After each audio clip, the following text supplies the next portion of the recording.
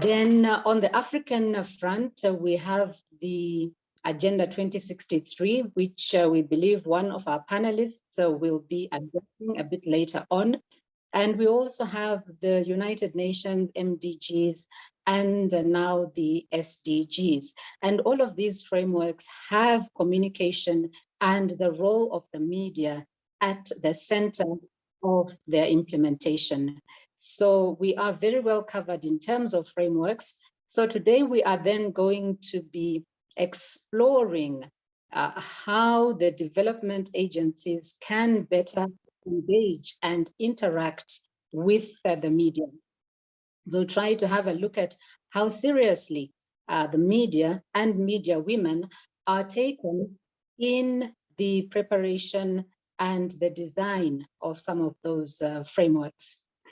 Is there enough engagement between the policymakers and the media to ensure that at the end of the day, the correct information comes out, that issues that have to do with women's advancement make it regularly and sustainably to the top of the news bulletins, to the front pages of the newspapers, and is visible across all the platforms that we have today, including, of course, the digital platforms. And I think we'll also get a chance to listen to how the women in those institutions are actually faring with regards to their ability to disseminate information properly. Some of our speakers will delve into the kind of challenges that women journalists face as they go about their work. And we want to look very deeply into some of those issues. And then at the end of our discussions, then we'll hopefully have insights on how development agencies can improve the way that they engage with the media. And we will also have more understanding about the lived experiences of African female journalists covering development issues across the continent.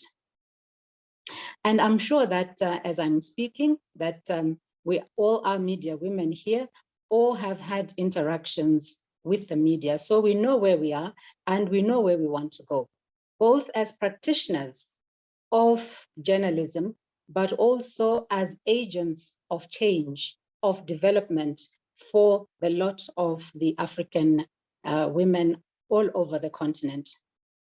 So I believe that in this virtual room that we are in, and we're thankful for these digital platforms, that in this age of COVID-19, we are still able to continue meeting like this and share ideas.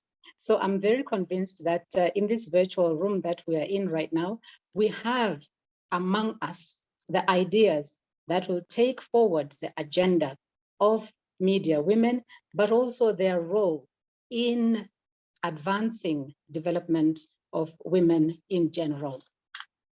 So we have a stellar cast of panelists that are going to be joining us. But before I get to those panelists, let me attend to some housekeeping issues.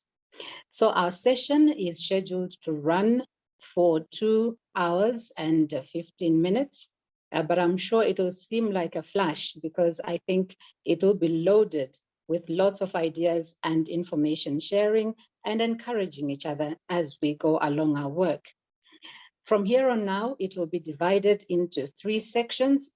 So the first section is that the panelists will get the chance to make their presentations.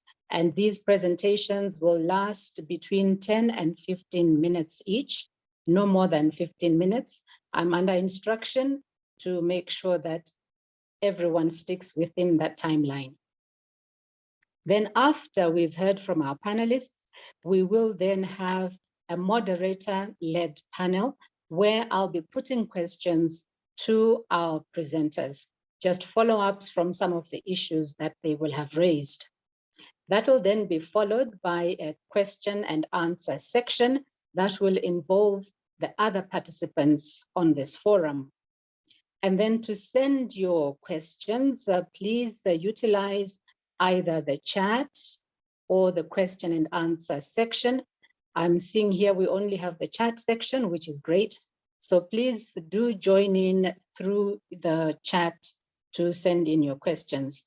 And I believe that Joy Adigwe from AWIM is supporting us behind the scenes. She will be checking regularly to make sure that your questions come through to me so that I can put them to the presenters. And she will also assist with the presentations of our presenters. So thank you very much, Joy, for this great service. Thereafter, we'll then have the closing remarks. All right, I trust that everything is okay up until now. If there are any comments, please just feel free to send them through the chat section. It's now time for me to introduce our panelists. And as I've said, I feel very lucky and very honored today that I'm moderating a panel with really exemplary African women who are doing great things in the promotion of women, media, and development. So let me just quickly introduce them. We will start with a presentation from Faith Oneya. And Faith is a journalist at the Nation Media Group in Nairobi in Kenya. And she will speak to us on digital technologies and women in the media. Thereafter, we'll hear from Dr. Sarah Akrofi Quarcoo, and she is a lecturer in the Department of Communication Studies at the University of Ghana. And she will be speaking on the lived experiences of African female journalists covering conflict and peace-building initiatives in Africa. After that, we'll hear from Dr. Adebisi Ogunmusire, who is the co-founder and director of research and development at AgroHaven. And she will be speaking on the lived experiences of African female journalists covering labor migration in Africa.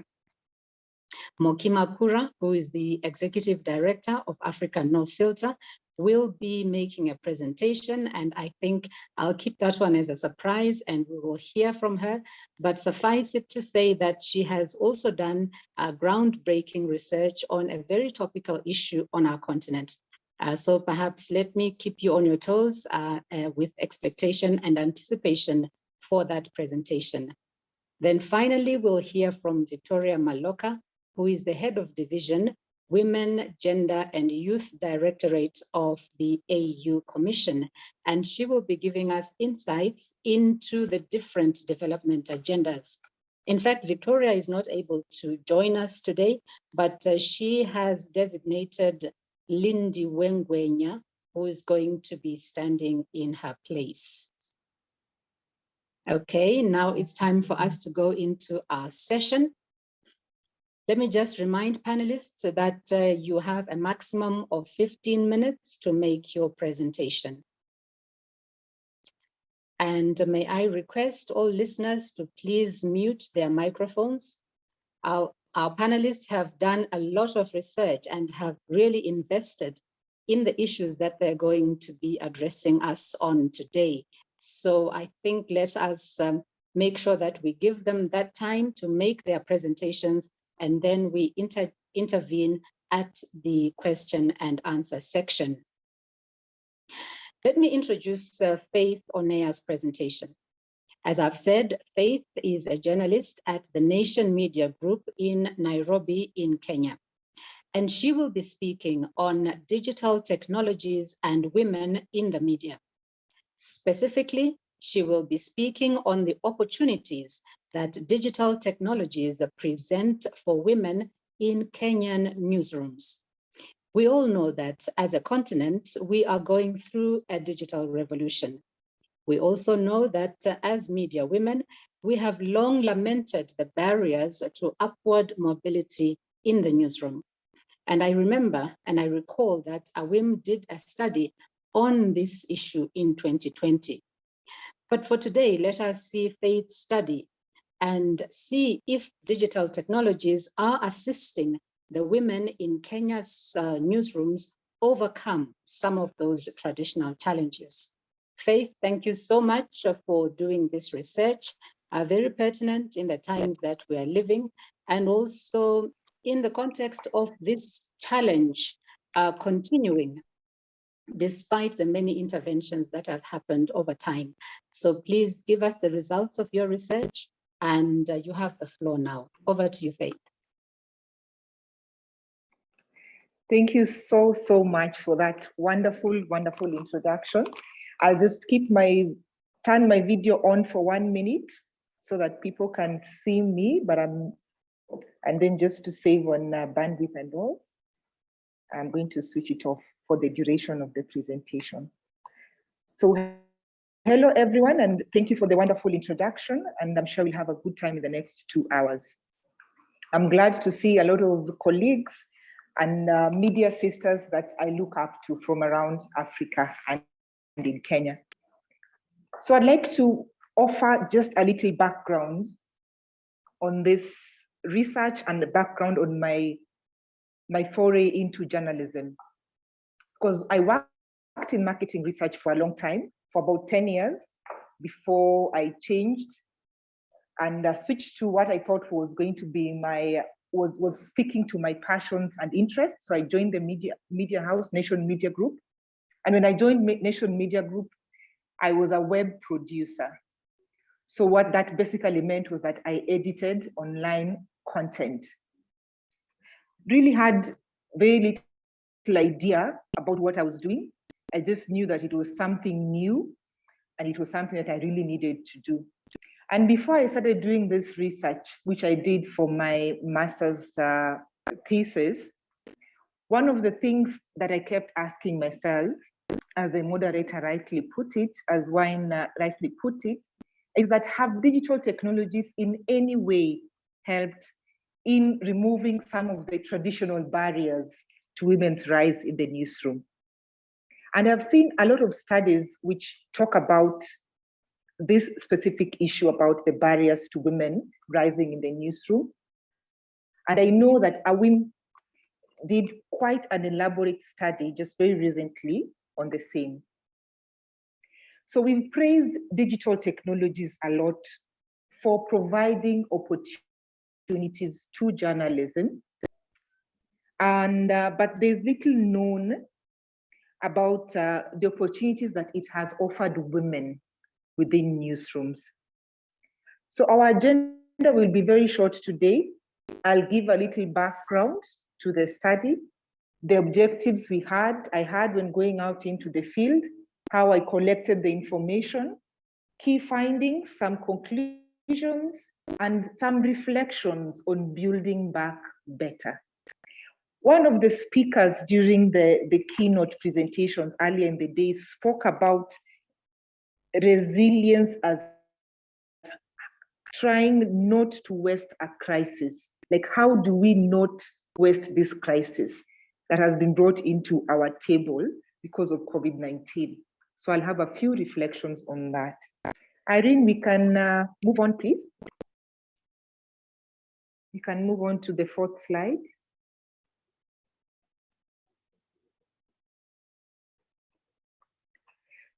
So there's a scholar called Steiner who argues that newsrooms have not only been transformed, but that they have also been, sorry, it's the 4th slide is okay. That newsrooms have not only been transformed, but they have also been challenged by new economic constrictions, technologies, audiences, the norms of professionalism, the women's movement, and the marked visibility of women themselves.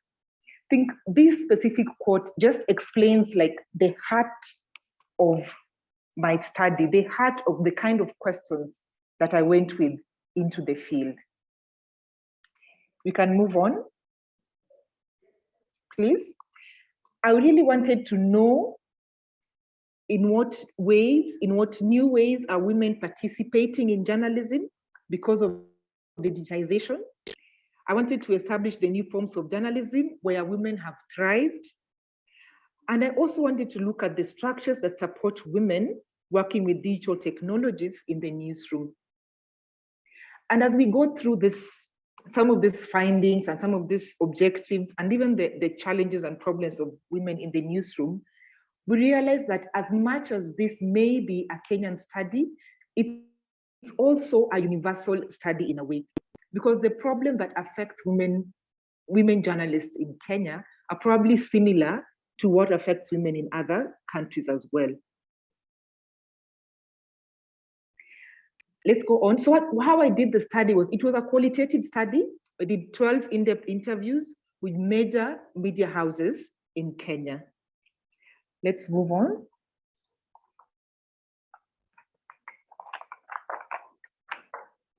So one of the things that I was quite disappointed to learn, and that other scholars had also studied and learned, is that there was no association between digital technologies and women's rise in the media. So I was pretty disappointed to learn that, because I expected that it would be different.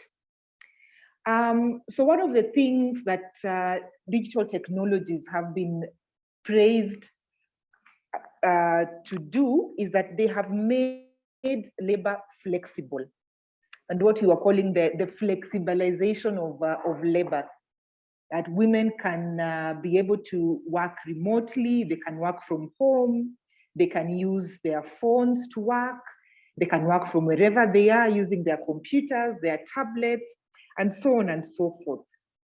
But what I found out is that this is actually a double-edged sword, that it's both an asset brought to us by digital technologies, but also a burden. One of the things that one of my respondents told me was that digitization, digital technologies basically ensure that you never leave work, that work is always with you wherever you go. It will be on your WhatsApp messages, it will be on your Telegram, you're on Zoom. So it's really, really a double-edged sword. And even during the pandemic period, in the 2020 period, there are studies that have shown that women are actually working twice as hard, even though they are working remotely, because they are still expected to perform the duties, traditional duties that come with being mothers, with being wives, and so on and so forth. What I found out that actually sparked a lot of hope in me is that digital technologies have created substantial opportunities for women to participate in the newsroom as sources, as gatherers, and decision makers. The only but in this is that the bulk of this lie outside the newsroom, where women have used digital technologies to reinvent and rebrand themselves as content creators, content aggregators, and influencers. And this is where they have thrived. And lastly, we do not have adequate structures that support women's rise in the newsroom, even if it's within digital departments. And in some cases, it's basically non-existent. One of the questions that, the responses that I got from the field was from a woman who said that traditionally, when digital started infiltrating newsrooms around the world, it came pretty slowly, and men were not competing for positions in those departments because people did not know where it was going to lead, how this was going to pan out. And she said it was easier to be there and rise there because men were not competing to be in those positions. Because in a traditional newsroom, men will compete to be on the politics desk, on the news desk, and so on and so forth. So digital was sort of the stepsister of mainstream media. But over the last couple of years, we've realized that it's actually a mainstreamed conversation. But the barriers that existed in traditional newsrooms and departments still exist within digital departments. We can move on, please. So one of the good things about this study is that it concluded that there is great potential and opportunity for women in newsrooms. Digital technologies offer great potential and opportunities for women in newsrooms. But there are barriers, including structures in the newsroom, that need to be addressed for these women to fully benefit. And as we learned earlier in the key findings, is that most of these women, when they don't find space within newsrooms, then they are using digital technologies to venture outside, to create their own content, to create their own spaces, to rise in those spaces. And we have examples from not just in Kenya, but from all around Africa about women who have started their own digital outfits and thrived in them. And there's some of the structures we need to put in place to support women within the newsroom. And please tell me when I run out of time. Wynne? Okay. Please let me know when I run out of time. So for women to thrive within... Okay, fantastic.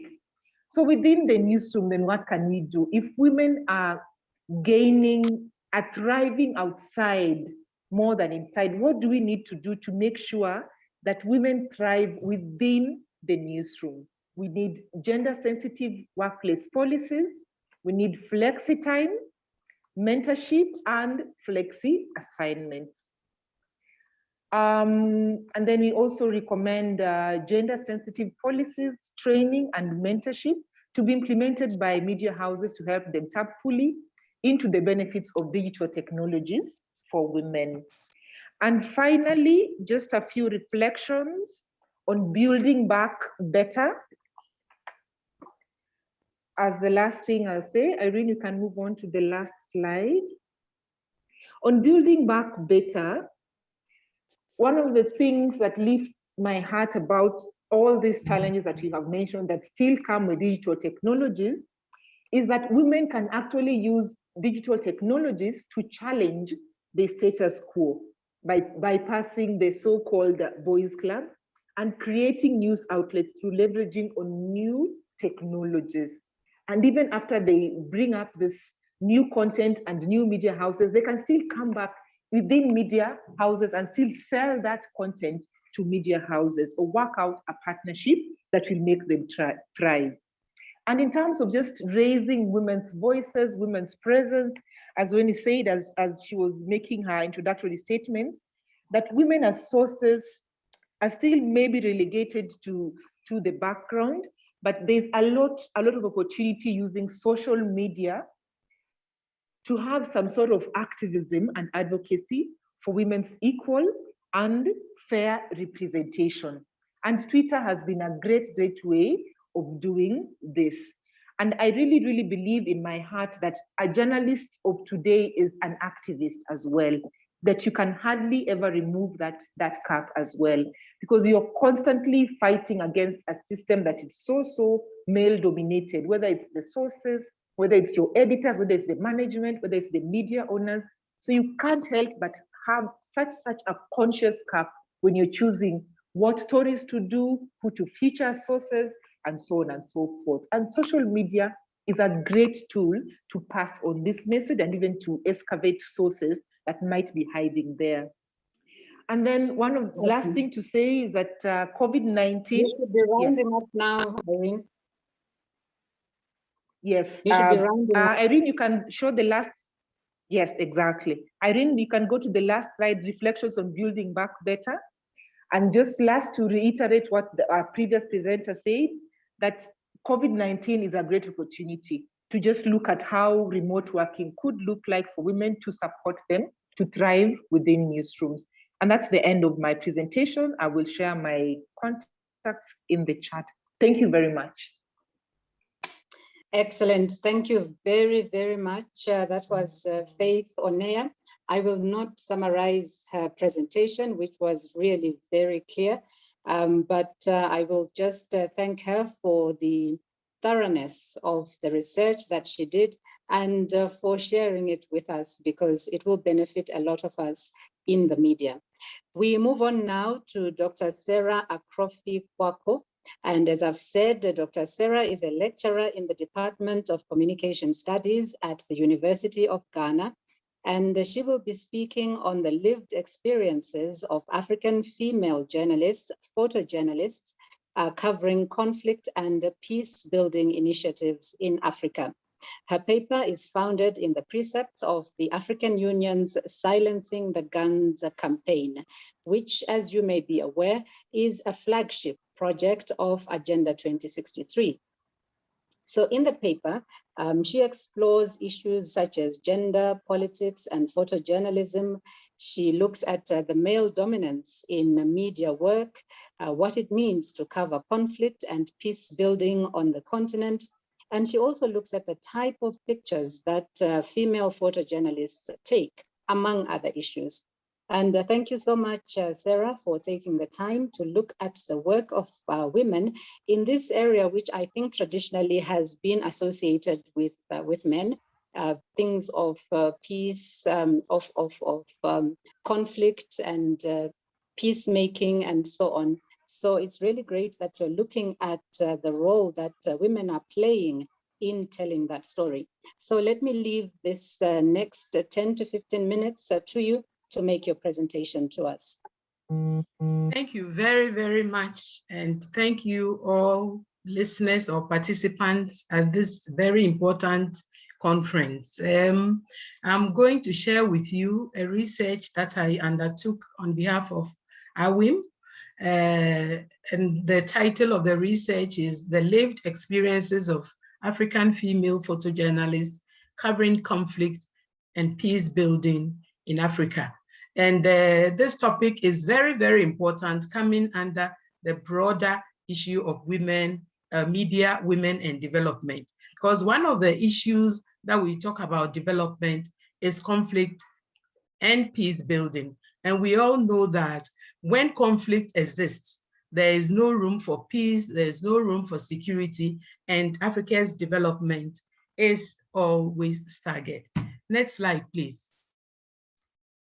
Next slide, please. So the research was taken, as the moderator has mentioned, under the broad theme of silencing the guns in Africa. The Silencing the Guns initiative, these pictures are just pictures to show that African soldiers are trying to hang up their guns. But when they talk particularly about the media, silencing the gun means, next slide, please. Silencing the gun, the main theme, the main idea of silencing the gun, the main theme is creating conducive conditions for Africa's development.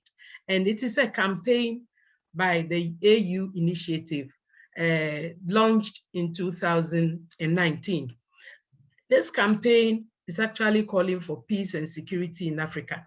And it seeks a fundamental change in reporting on Africa, particularly reportage on conflict, from reaction to prevention and peace building. And it also aims at telling the African stories from the perspective of African media. And African journalists, particularly photojournalists, are central to the discourse, given that stories and images are the artifacts for telling the African story. So it establishes a connection between photojournalism, peace building, and development. Next slide, please. So we look at gender and photojournalism because as women, as a photojournalist, or those of us in the media, are aware, very much aware, that media work is very highly gendered. And photojournalism is one of the gendered bits within media spaces in our workplaces. There is a lot of male dominance in media work, through culture of production and reproduction. In production, I'm talking about the production of news gathering, editing, and all that, and reproduction, the images that we produce to support the stories we tell. One of the AU ambassadors had said, a woman had said, that this idea of silencing the gun cannot be achieved properly without the voices of women. And this makes this study very, very important. Looking at photojournalism particularly also brings to mind the fact that the images of Africa in the Western press has been criticized The Western press has been criticized for projecting negative stereotypical images of Africa in their media. But we also know that they are not wholly to blame, but then Africa's dependency syndrome. African journalists have also depended on Western media to get images which they hardly are able to get. Also to note the fact that photojournalism in Africa, although it is a male-dominated discipline, there are also very, very few, they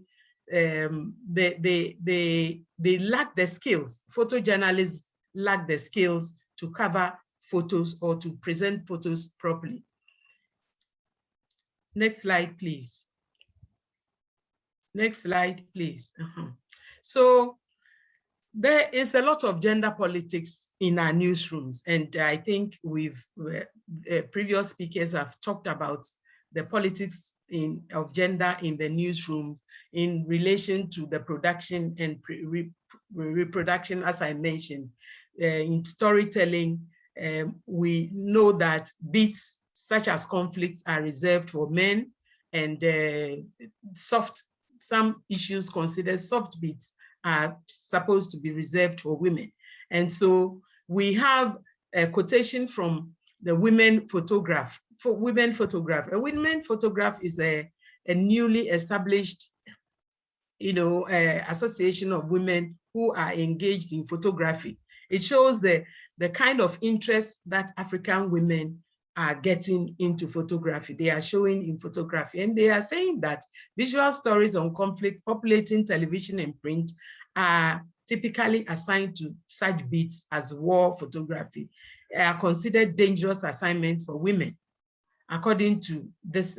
Yet we also know that women do cover the news differently from men, in which they emphasize different experiences and different points of view. Next slide, please. So the research was guided by this important overarching research question. What are the lived experiences of female photojournalists covering conflict, peace, and security initiatives in Africa? And what opportunities exist through them for changing dominant negative narratives about Africa? And again, it establishes a connection among gender, photojournalism, conflict, peace building, and development. Next slide. Next slide, please. So the focus was to explore respondents' perspectives on photojournalism as gender sphere for conflict. We also focused on documenting their unique experiences regarding the roles they play, the beats they cover, the conditions of work. And we also try to ascertain the perspectives on how their work contributes to silencing the guns and to changing the dominant negative narratives about Africa. So we finally examined challenges and factors that affect the work rules of female photojournalists. Next slide, please. The research is a qualitative one, and interviewees or key informants came from across Africa. We planned to initially cover the whole of Africa. We grouped Africa into zones, 5 zones: East, West, North, Central, Southern Africa. But and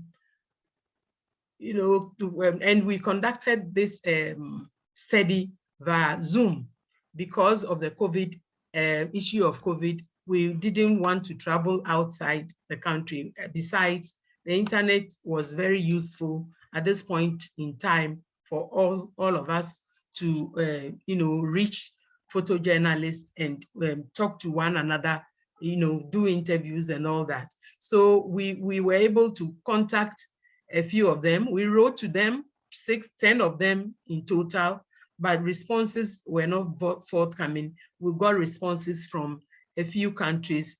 The final list came from South Africa, Cameroon, Nigeria, Uganda, Tanzania, Kenya, and Zimbabwe. Next slide, please. So the key findings.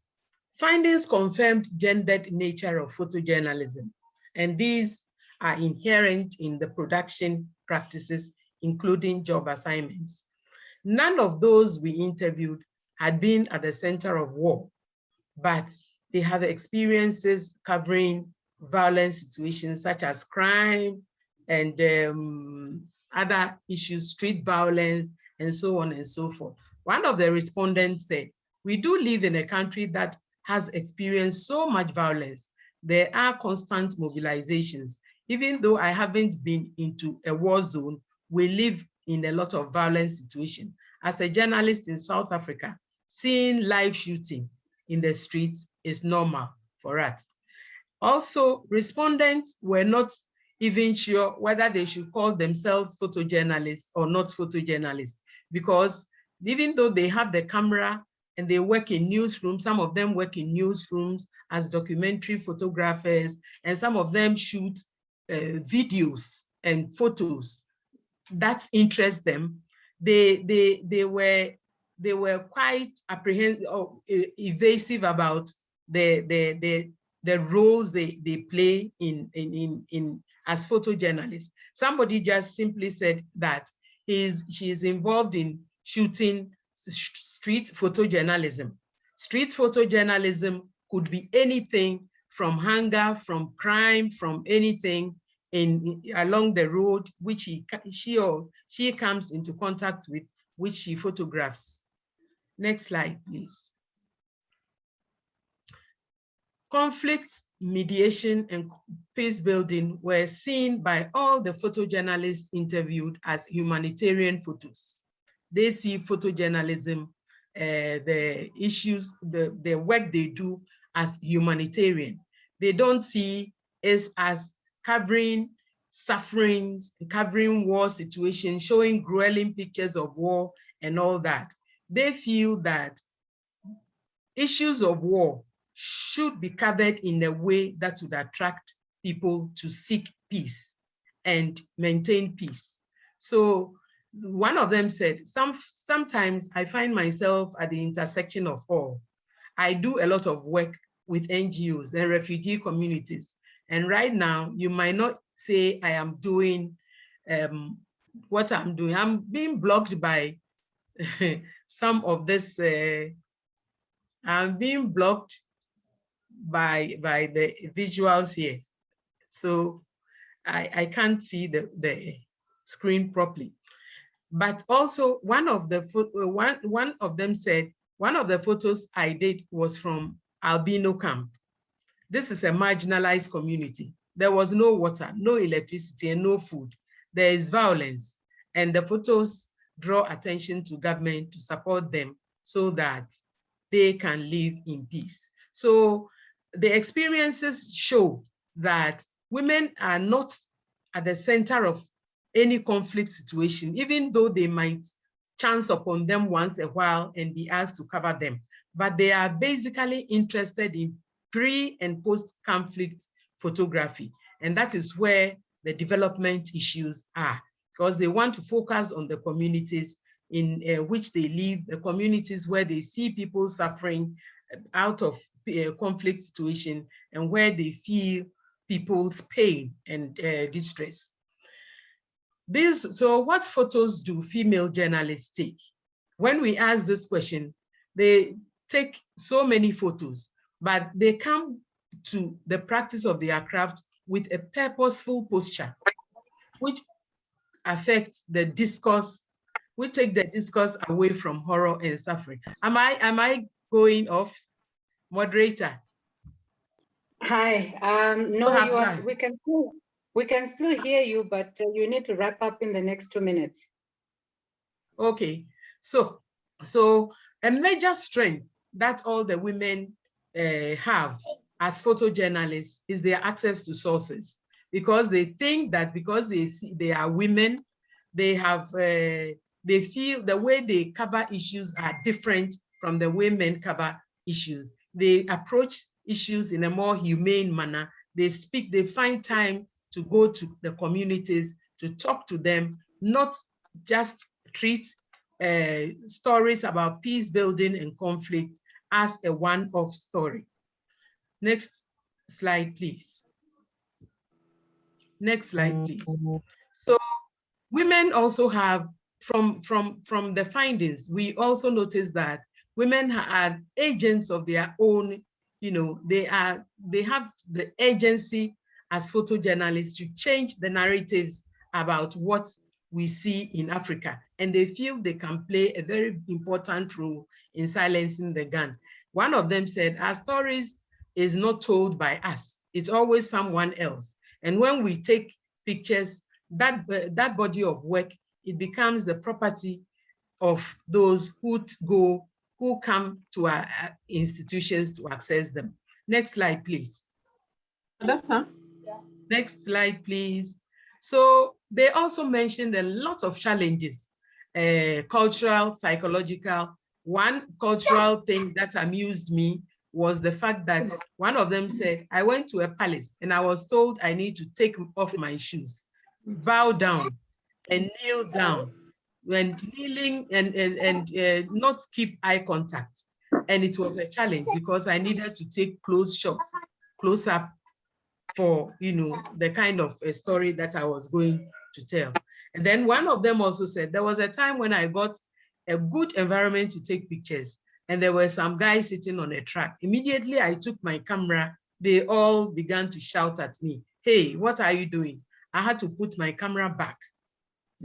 And another said, I have covered a lot of bomb blasts and it's so traumatizing, and all that.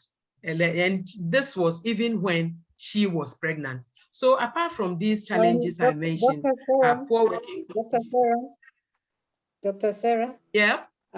Your topic is really, really very fascinating. Your topic is very, very fascinating.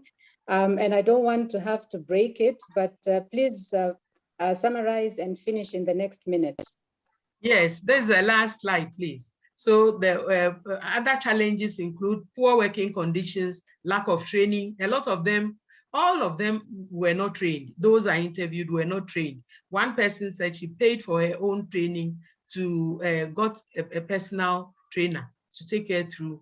And then the issue of trauma, the risk, lack of modern equipment, poor access to publishing houses, harassment and cultural interference. But in spite of the above, the study found that women photojournalists actually implement strategies that de-emphasize violence when covering conflict. I would end my presentation here and wait for questions and answers. I have a few recommendations, but maybe they will come up during question time.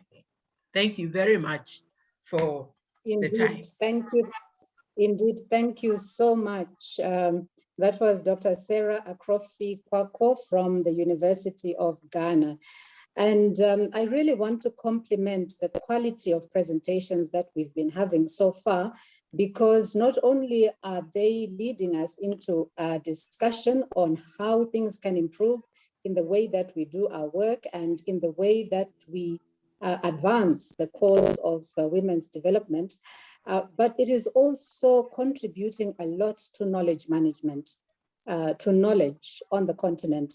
You know that we are often criticized as the African continent for not generating our own content and for really depending on knowledge that comes from elsewhere. Well, I would say that based on what we've heard so far, that may be a challenged statement in the not so distant future, because the quality of knowledge that is coming up is very high. So thank you very much for that presentation. We'll cover some of the aspects that have been left out when we come to the question and answer section. Let's move on now and call upon Dr. Adebisi Ogunmusire. And as I've mentioned, she is the co-founder and director of research and development at AgroHaven. And she will be speaking on the lived experiences of African female journalists covering labor migration in Africa. There are so many issues around labor migration. Why do people migrate? The perception of migrants in different countries, as well as their treatment, the access that journalists trying to cover migration have to the main stakeholders within the framework of labor migration, of labor in general. So this is a very fascinating topic because we do have migration issues within Africa and outside Africa, with a lot of debate around the issue of whether migration is a positive or a negative. So there are different perspectives to that debate. So we hope that the presentation by Bisi is going to let us into and give us a bird's eye view into how women journalists cover issues of labor migration on the continent. It's over to you, Dr. Adebisi.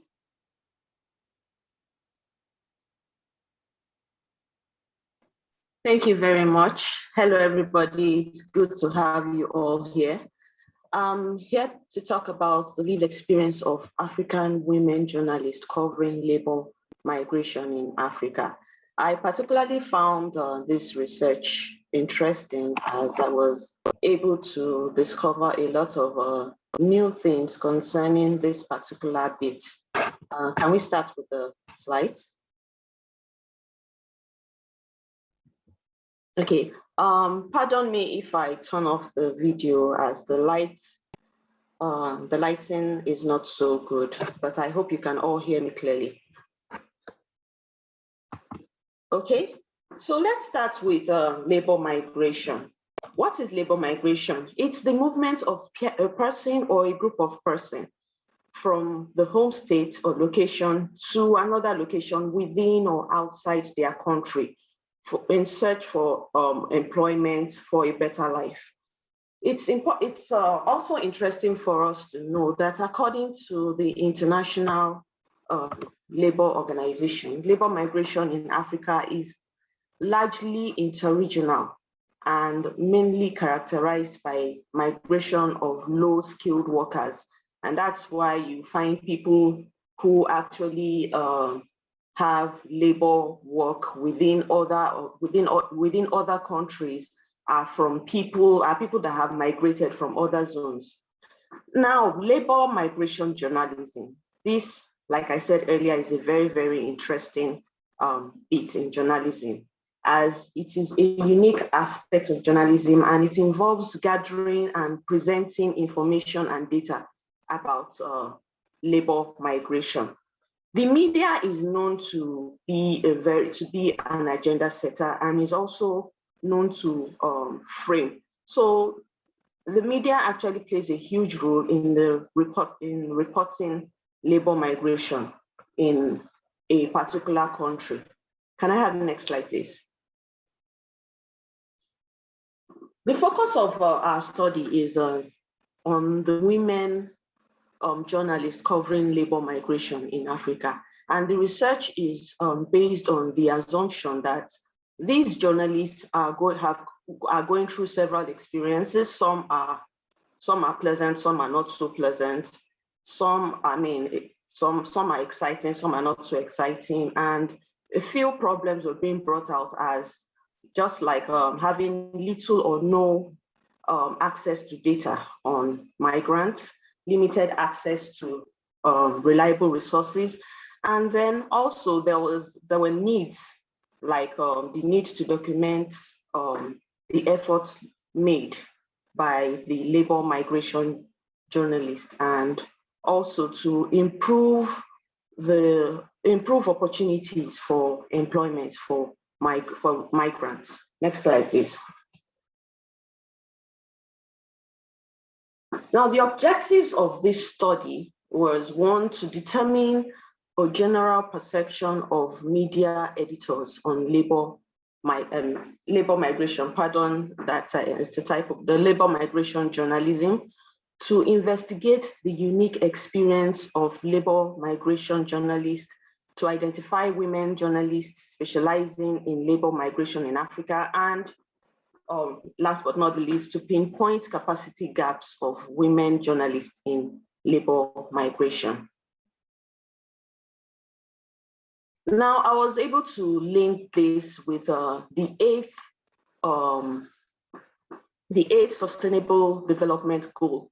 and which is the decent work and economic growth.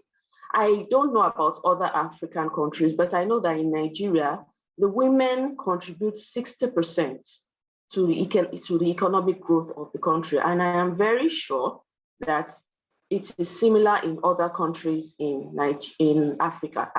So it's very, very important for us to take this particular aspect, labor migration, very serious, as it's gonna, it looks at this particular agenda looks at practicing labor rights and ending modern slavery and promoting entrepreneurship and innovation with women. Next slide, please. Okay, so we go straight to the research proper. I employed the mixed method. That's both the quantitative method, research method, and the qualitative research method. For the quantitative research method, I administered questionnaires to a total of 78 respondents, and I got representatives from the northern part of Africa, that's Algeria, Egypt, Somalia, and Tunisia. The southern part of Africa, Botswana, Namibia, South Africa, Zambia, and Zimbabwe. Then West Africa, we had Benin Republic, Burkina Faso, the Gambia, Ghana, Nigeria, and Sierra Leone.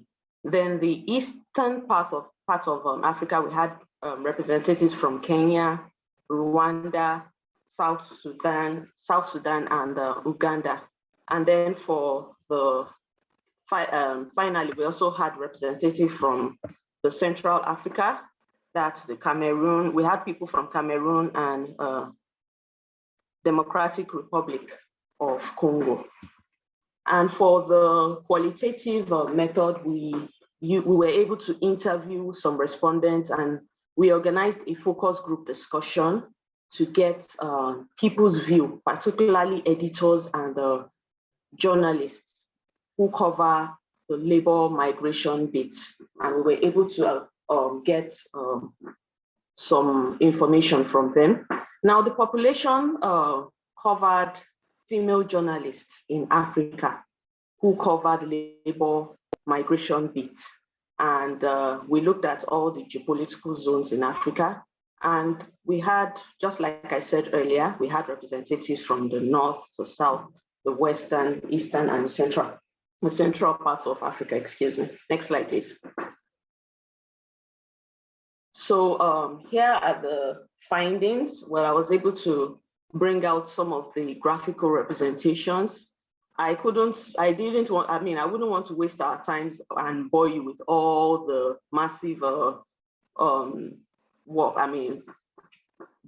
findings. So I just brought out some key findings, and that's the graphical representation of the respondents across Africa, which I had stated earlier.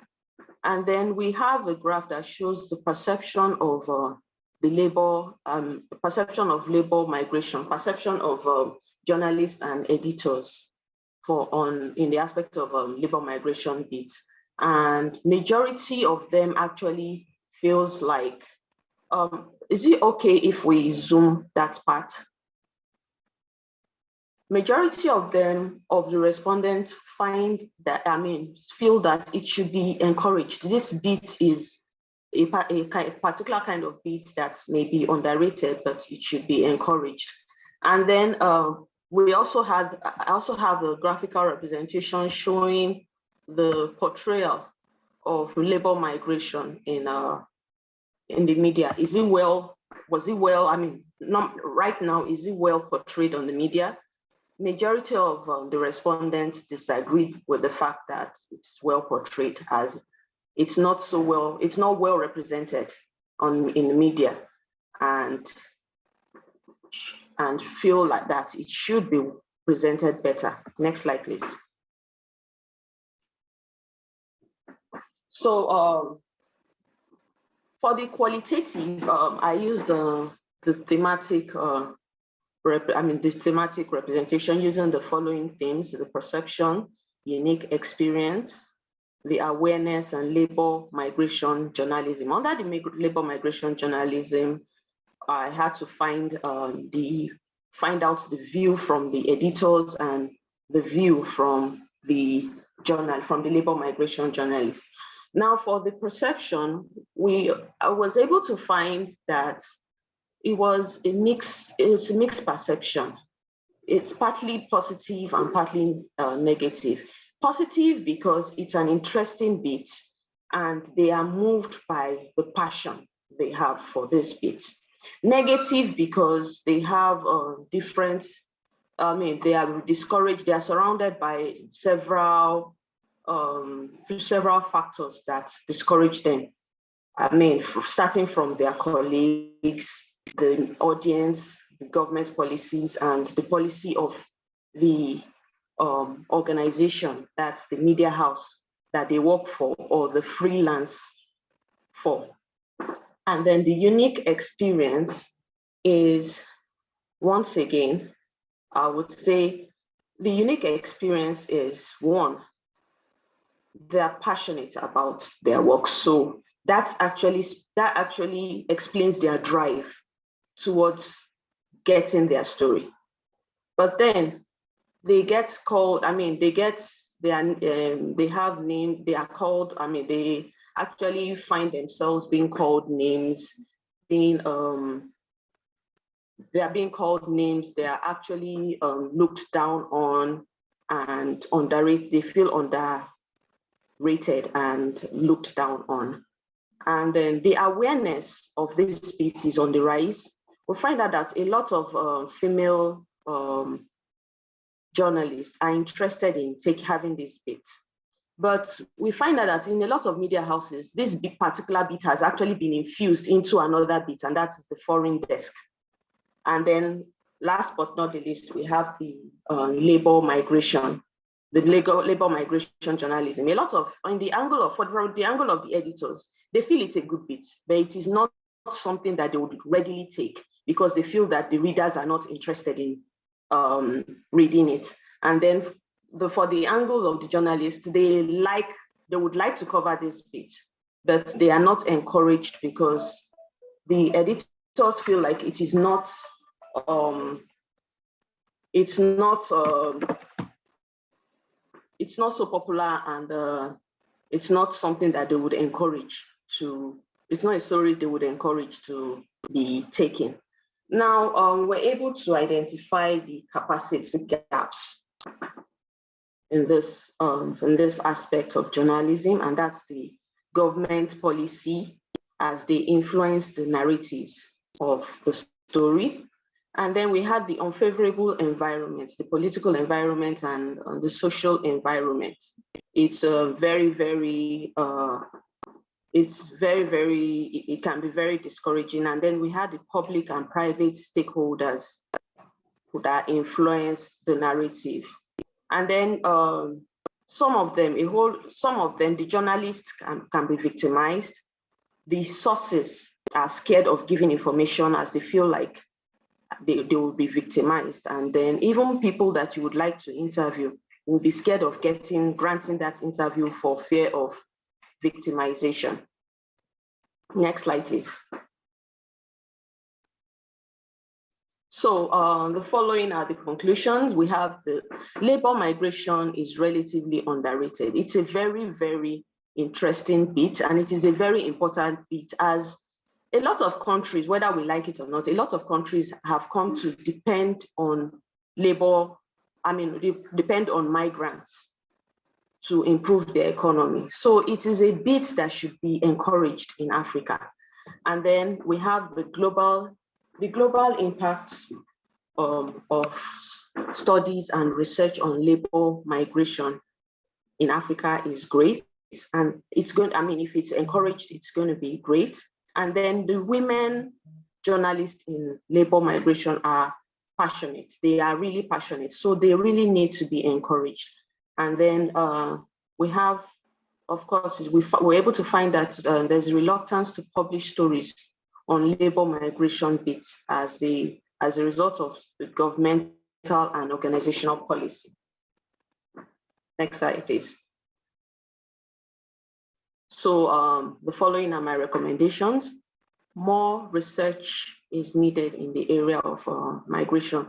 It was a huge challenge getting materials, because I realized that little research has been done within this area.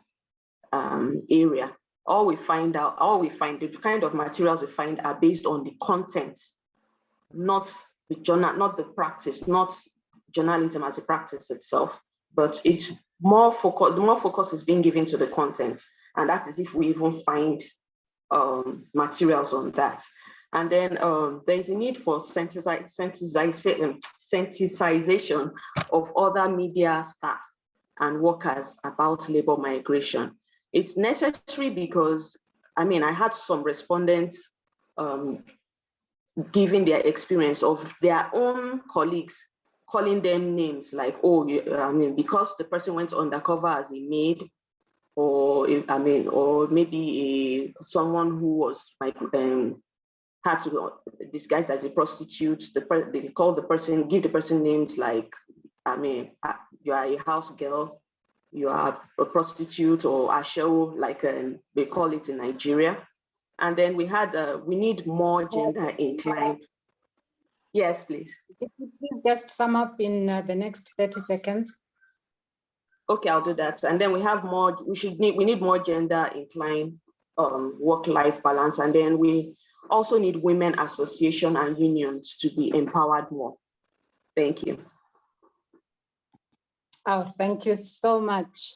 I interrupted you right at the end there, but thank you very, very much for this rich presentation. I'm just so impressed by the quality of the work that's coming out and the research that has been done. Thank you so much for sharing that.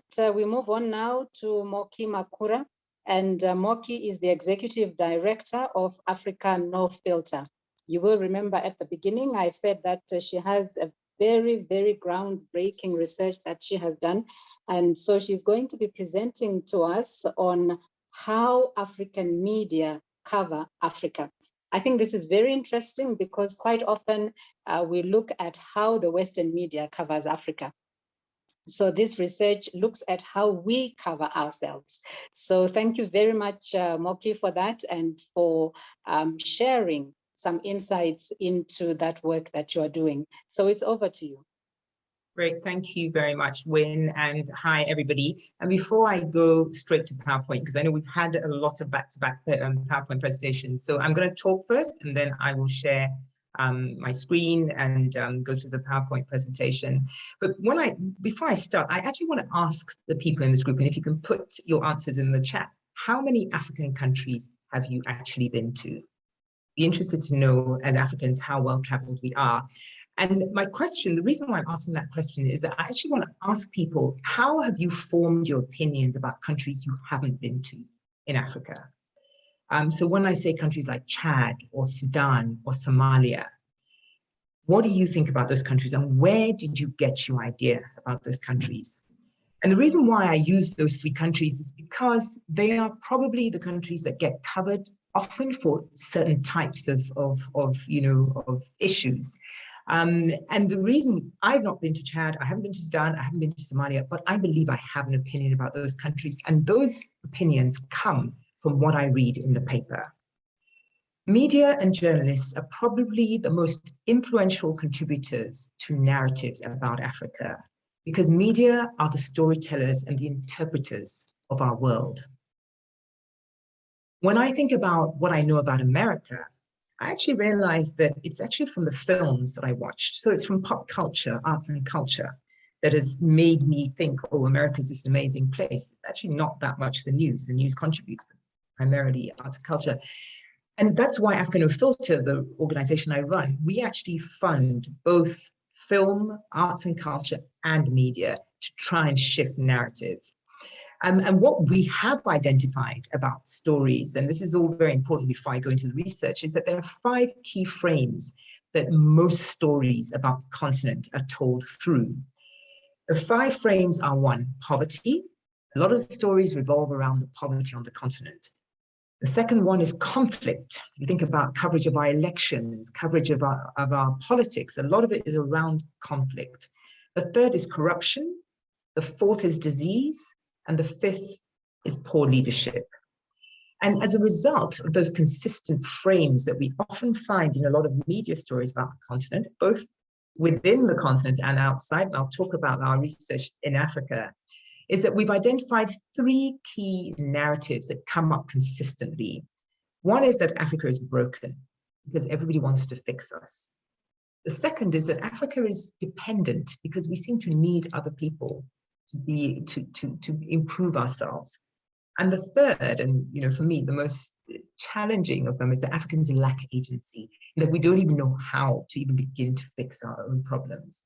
These are the narratives that actually are just all over the place about the continent. And why does that matter? Why should we care? And it's important. We should care because narratives actually inform our belief systems, your beliefs about a country. So when I think about what I know about Chad or Sudan or Somalia, it informs my behavior because I'm thinking, oh, maybe it's full of war there, I shouldn't go there.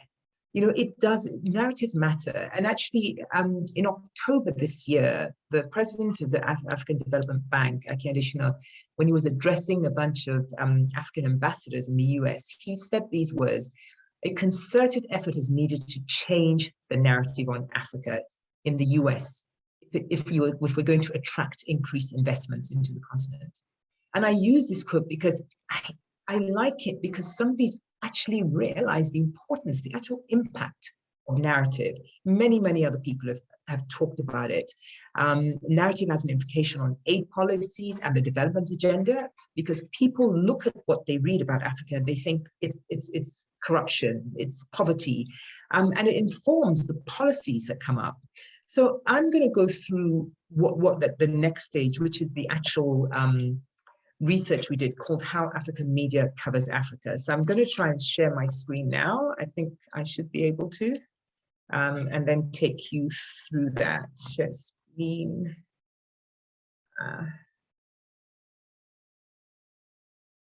Okay. Hopefully you can see my screen. Can you see my screen? Can someone just tell me? Yes. Okay, great. Okay. Yes, we can see it. Great. Okay. So I'm just going to talk about how we did the research so there's some context. There was a series of surveys we did with 38 editors in 15 countries, and we analyzed over 300 articles across 60 outlets in a 3-week period between September and October. This was in 2019, and we also did some focus groups. But what the research question we were asking was, how does African media cover Africa? So actually, let me put this up.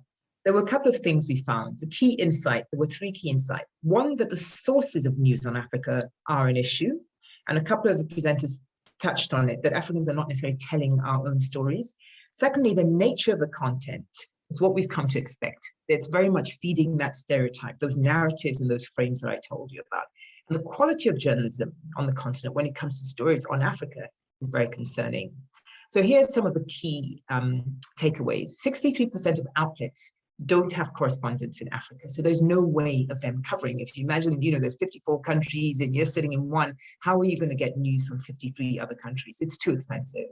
So news services and free content became a critical source of information. And when you look at it, it's quite frightening. AFP, BBC, Reuters accounts for 1/4 of all stories about Africa. And content from African news agencies was minimal. Many of the stories, even more worrying, were taken verbatim.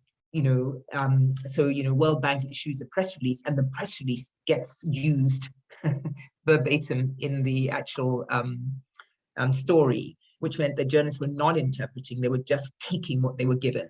And stories that Africans are hearing about each other are dictated, it seems, by non-Africans. So if I'm sitting in South Africa reading about Zambia or reading about Ghana, invariably that story that I'm reading about Zambia or Ghana has not been written by an African, and in fact has probably been written by an AFP, BBC, or Reuters.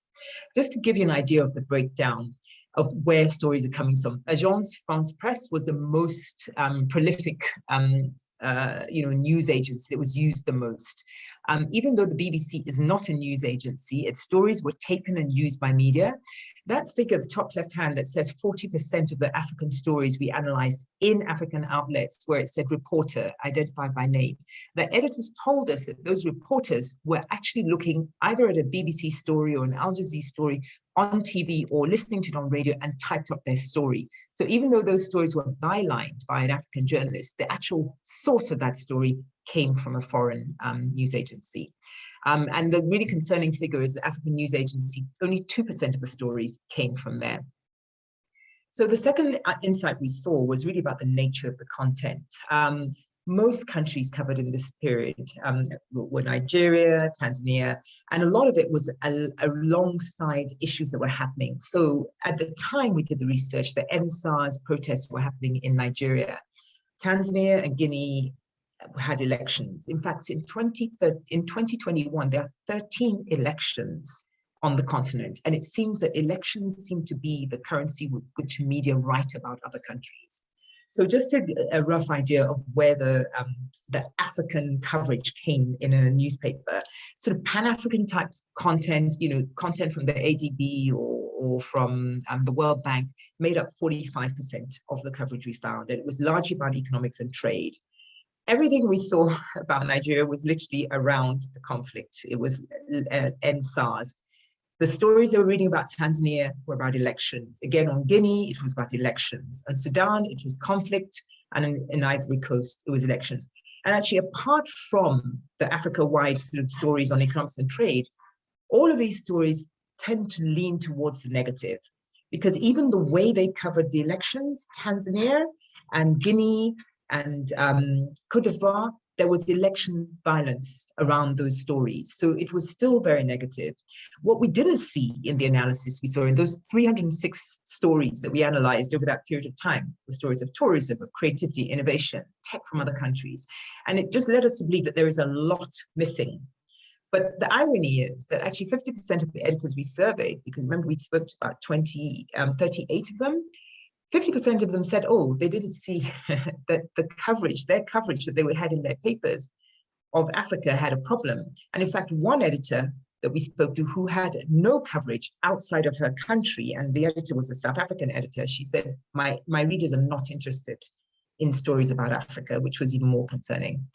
But just to give some sort of breakdown, 81% of the coverage that we analyzed in those articles was hard news.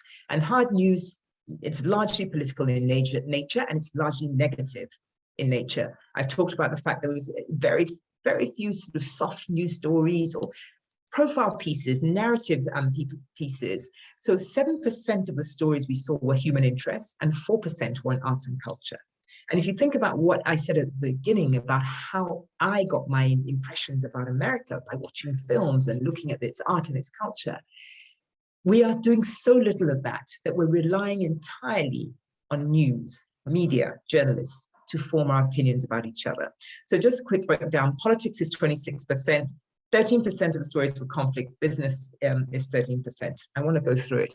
And I wanted to actually just do this because we looked at this whole coverage around the new variant, just as an example, to see the kind of headlines. And we looked at the global media, Wall Street Journal, Financial Times, BBC, CNN, and it's really just to show how media almost stuck in this frame. No matter which story they try and tell, they tell it in a way that leads to this narrative.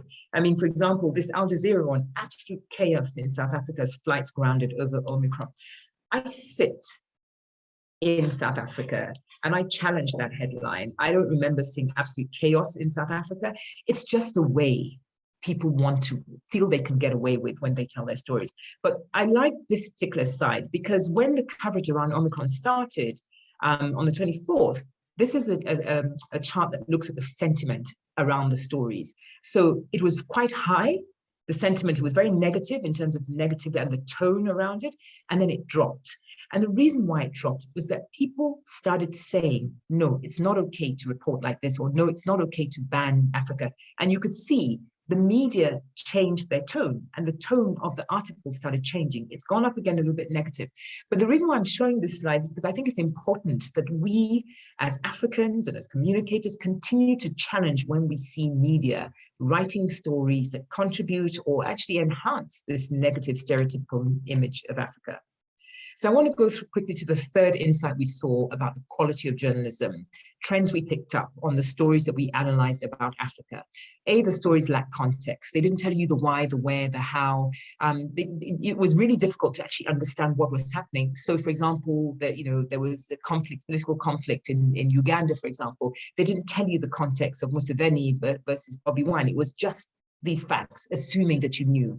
We very, very rarely heard the voices of ordinary citizens. So if you look at the NSAS stories in the protests, the NSAS protests in Nigeria, the people that were quoted in the African stories we read were always the governor or Buhari, the president. There are very few voices of the protesters. And you started seeing that change. And particularly when the Western media moved in, they went and found the people on the ground, and they were trying to speak to people, not political voices and not leadership voices. And that's a big issue we're finding with journalism on the continent. There are very few voices of ordinary people being quoted in their stories. And also, this we've already identified, there were few stories that offered a counter-narrative about Africa. So there was very little on human interests, on arts, just narrative storytelling. Conclusion, we're saying that it was poor journalism, little context, no real effort to find new stories. And it was an opportunity to define, a lost opportunity to define the African narrative. So that's it. Mm-hmm. Yeah. Hi, Moky. We are at 15 minutes. Please round up in the next minute. Okay.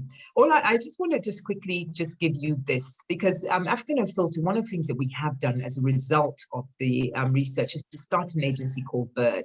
So if you don't know about Bird, please find it on our website. But essentially, it's a digital storytelling agency, a little bit like Reuters or AFP. And our role is to try and put those stories or produce those stories in multimedia format for African media owners to take, so that we can counter this barrage of constant negative storytelling about each other. So let me stop there, because I think I've pretty much covered what I wanted to say. Another great presentation. Thank you very much. That was Moky Makura, the Executive Director of Africa No Filter. As usual, I'm not really commenting on any of the presentations, except really to just applaud the thoroughness and the quality of the presentations that we are getting today. All right, let's call in our last speaker for today, and that is Lindiwe Ngwenya. And she's standing in for Victoria Maloka, who is the head of division of Women, Gender and Youth Directorate of the African Union Commission. And what Lindiwe is going to do is to give us an insight into the development agendas. We've been talking about media, about women and development. So what is it that we mean when we talk about development, and what development frameworks are there? And within those frameworks, what is there for women? So Lindiwe, it's over to you for the next 15 minutes, 10 to 15 minutes. Thank you, Wayne. I hope colleagues can see me. Okay, so I'll be like everybody else and just give you a brief so that you know who is talking and what she looks like. That is me. My name is Lindiwe Ngwenya. I'm a program specialist at the Women, Gender and Youth Directorate in the African Union Commission. I sent my presentation to Irene, Wayne, so I'm not sure if she has it or I should share my screen. Wayne? Please go ahead and share your screen, Lindiwe. All right. I hope I can do this, Irene. Just give me a second. Otherwise, I can talk from where I am. Okay, let me just speak to it. I'm not sure how to share the screen on this laptop, so I'll try and just make sure that colleagues are following and be as descriptive as possible. Thank you once again for having me on the platform, and I'm standing in for Victoria, as has been mentioned. So I think the global the development agenda is not very new to colleagues on the platform. And I had sort of linked it more with gender equality and women's empowerment. And the main frameworks that all our work is grounded on are the popular ones, like the Beijing Platform for Action, which was signed in 1995. We have the Convention on the Elimination of All Forms of Discrimination Against Women, that is the CEDAW, and we have quite a number of instruments that have been propagated at the UN as well as the African Union level, which speak to issues to do with gender equality and women's empowerment, and which also call for the involvement and partnership with media houses so that they are popularized and so that the thematic issues are also addressed. I'm only going to focus on two instruments today, which is the Agenda 2030, which speaks about the Sustainable Development Goals. Now, this is a global action plan that's organized around 17 goals, which are popularly known as the SDGs. And the main goals focus on 5 Ps. So these goals are looking at people, that's the well-being of all people, the planet, protection of the Earth's ecosystems, prosperity, continued economic and technological growth, peace, which is looking at addressing issues to do with peace and conflict, and partnership, which is where I think this gathering really needs to zone in on improving international cooperation and partnerships with other critical stakeholders. And maybe just to say that we can share the main document on other platforms, and these are open source. I mean, they're very easy to get. But the goal that's really more important to us is goal number 5 on addressing gender equality and the empowerment of all women and girls. And just to see how media can help us get to achieve the aspirations of goal number 5, which is also very closely related to the others. So I won't say all 17. If I knew how to share my screen, we could have seen what all the 17 speak to. Now, we all know that the global stage is really a very big stage to play on. And Africa decided to zone in and focus more on the African needs and the African aspirations, which is how we then came to have Agenda 2063, which was looking at, how far have we gone in the last 50 years and how far have we gone? I mean, Africa's been in existence for about 100 years. These leaders have come together 100 years before, and now we're looking at how far will we get in 2063. So they're closely linked to the SDGs, and they provide a master plan for how we're going to transform our lovely continent. There's a lot of linkages between the SDGs and Agenda 2063, and partners are really working closely to make sure that we provide the much needed structural transformation and sustainable development. Now, the vision is for an Africa whose development is people-driven and especially relying on the potential offered by its women and youth in their various diversities.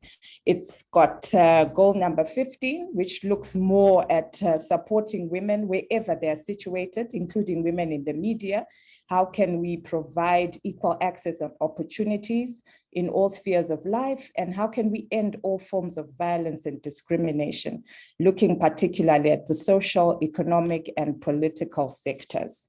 Now, the realization is that we can't possibly implement these development agendas or these instruments without actively engaging the media. Now, the role of media is to raise awareness and to provide a better understanding of the Sustainable Development Framework. And the African Union Commission has recognized this within its development priorities. We see the media as playing the role of watchdog and a gatekeeper and an agenda setter. And it can also improve governance by raising citizen awareness of social issues and enabling the citizens to hold their governments to account. And I think I like the presentations that have come before me, because I've seen that so many media sisters are creating platforms and public fora for us to debate and for us to engage on different thematic issues, and for us to actually raise awareness around what's happening on the continent.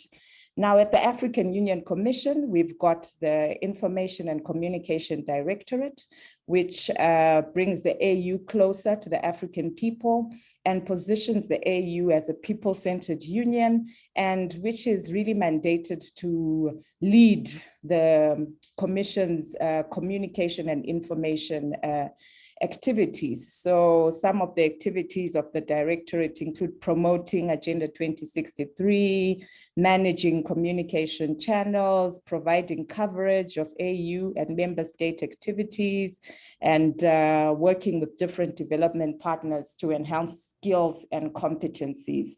And just to say that the AU's got a strategy for gender equality and women's empowerment from 2018 to 2028.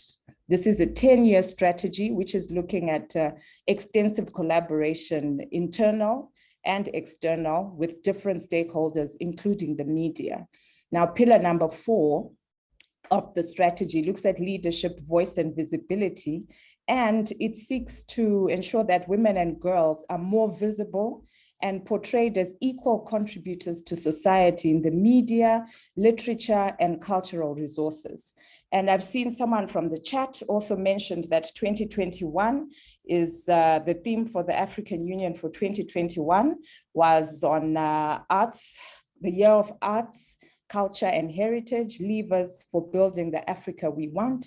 And I think 2021 has been a year where we've seen much media engagement, and we are in the last mile. And I really think we've fostered some good partnerships to tell the African story. Both the SDGs and Agenda 2063 have media networks. At the SDG level, it's called the SDG Media Compact, which is a grouping or an alliance of over 200 members around the world. It covers 160 countries on 5 continents and has a combined audience of about 2 billion people. And I think you can sense the potential of that platform. And I'm not sure how many of those are represented by or represent African journalists, and how many of those tell the African story. We also have a smaller network at the AU for Agenda 2063, and this one has quite a few members, and it's still growing, but there are still a few journalists under that network who are covering the African story. So I think for us at the Commission, what we see is as some critical areas where the media can become involved. Number one is to bring visibility to these 2 instruments and help us stay focused, because 2063 and 2030 are not very far. And we have targets that we set out for ourselves as the different countries. And it's good for the media to keep us in check so that we know how far we've gone, what still needs to be done, what are the gaps, and what are some of the challenges. The media helps to forge connections between experts, civil society, and other global stakeholders, and it allows a cross-pollination of ideas and strategies. Like I said, we have so many tools at the African level, the Maputo Protocol. We have several countries that haven't ratified that. So we really need the media's push to make sure that all countries on the continent are speaking the same language, especially when it comes to sexual and reproductive health and reproductive rights for women. We have several campaigns that are being rolled out on the continent, the AU campaign on ending violence against women and girls. There's different campaigns on different thematic areas. So we see the media's involvement, although it could be better, in bringing visibility to the aspirations of those campaigns. The media can facilitate trade and business by popularizing some of the opportunities that exist, such as the Africa Continental Free Trade Area, the Trust Fund for African Women, and transmission of new ideas, because we are faced with a digital revolution and we need it to get far and wide. There's an agricultural revolution, industrial revolution, so many new innovations that I think the media can help get to some of our communities and some of our women and girls who are left behind. I don't want to belabor the point on the watchdog role, the media's role in promoting gender parity in governance, not only in politics, but also in business and in media institutions as well, and as well as sharing information on health and pandemics. There's a lot of misconceptions around what's happening with the evolution of COVID-19. And if we are confused at this level, you can imagine what our communities of women and girls are going through. And I think just to conclude, I can talk about sharing African women's stories and shaping the narrative. There's a story that we've painted about the African woman and the African girl being vulnerable. And I really think we need to change the narrative. And that's where we see the media's role, particularly media on the continent. Wayne, I think I'll just stop here. I've been rushing. If there's anything else that I need to say, I'll say it in plenary, but I just wanted to give a final word. And this is a quote. It was nicely designed on my PowerPoint, but this is a quote from Mark Twain. And he says, there are only two forces that can carry light to all the corners of the globe: the sun in the heavens above and the media down here. So with those words and the self-explanatory quote, I'll end there. Thank you very much, Wayne, and thank you very much, colleagues. All right, thank you very much. That was Lindiwe, who was speaking on behalf of Victoria Maloka from our Gender Directorate here at the African Union Commission. So now we have come to the end of the presentations, and it's time that we go into the moderators panel, where I ask our panelists different questions as follow-up, and then we'll move on to questions from the participants. But before we go into that, and those sessions will be short, I just want to acknowledge people who are sending messages online. So we've heard from Betty Tesha, and Betty is from Tanzania. Hello, Betty. We have Grace Project, who is with Yolanda Yere Communications in Nigeria. We've heard from Sabine Machela from Botswana. Thank you very much. Elizabeth Nyivambe from Ushindi Radio in Mbeya in Tanzania. We've received messages from Razia Mwawanga, just introducing herself as Razia. Hello, Razia. We've seen messages from Eniola, who is a master's student from Nigeria, Elizabeth Kilindi, Doreen Omina, Mary Mwendwa. We've heard also from Abimbola Duro David. Then we have messages from Natasha Muhango. I'm not sure if that is Muhango or Mango, but Natasha, thank you very much. Mildrin Sabwani, Razia Mwawanga again, Betty Tesha, Cindy Ogana. I think I'll come back to the rest later, but thank you so much for all the comments that you've been making and contributions that you've made so far. So in respect of the time that we have, I'm just going to pose one question to each of our panelists. And please, panelists, you have just 2 minutes to make your response so that we can give colleagues from the media the chance to put forward their questions. And participants, please do send in your questions to the chat section so that we can pick them up and forward them to the panelists. So first, let's ask Faith as a follow-up to your presentation, Faith. Now, you gave us a study, and in that study, flexibility was seen as both a burden and an asset to women working with digital technologies in the newsrooms in Kenya. The COVID-19 pandemic has also proved that remote working was proving more burdensome to women than men. So what would be a good way forward on this issue? 2 minutes, please, Faye. Thank you so much. I hope to take less. So what I can hear you. Yes, thank you.